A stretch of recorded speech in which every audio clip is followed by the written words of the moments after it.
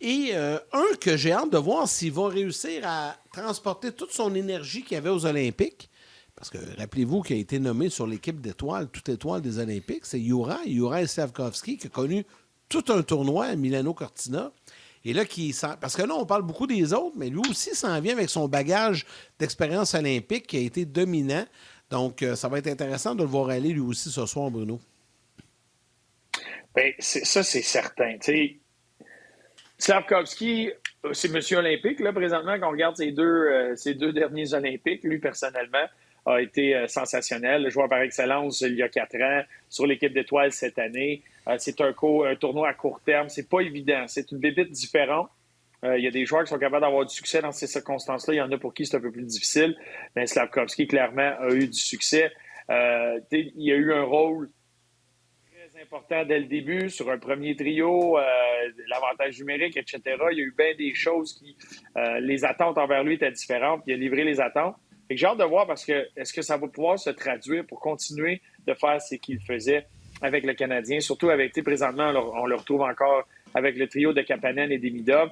Est-ce que ce trio-là, ensemble, 3 jeunes joueurs, un qui n'a pas été aux Olympiques en Demidov, on comprend pourquoi. Après ça, Kapanen qui a goûté un petit peu, et là, Slafkovský, qui lui est un joueur de premier plan aux Olympiques. 3 jeunes joueurs.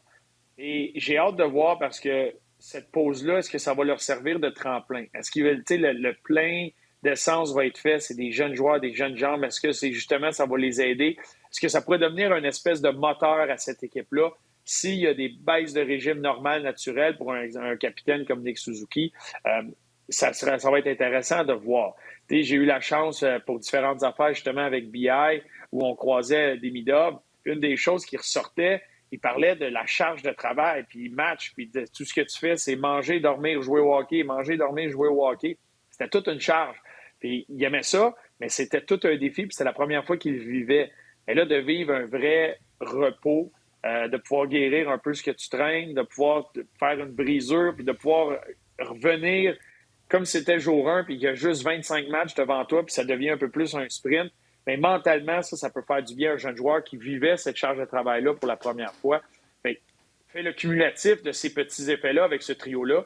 J'ai bien hâte de voir s'ils vont frapper le sol en courant. Là. Hit the ground running dans les premiers matchs là, immédiatement. Là, les 2 matchs au Centre Bell, puis après ça, le voyage en Californie. On va voir ça. On a bien hâte. On a tous bien hâte. Oui. Oups, ça a coupé, Martin. Je veux dire, j'ai hâte de voir.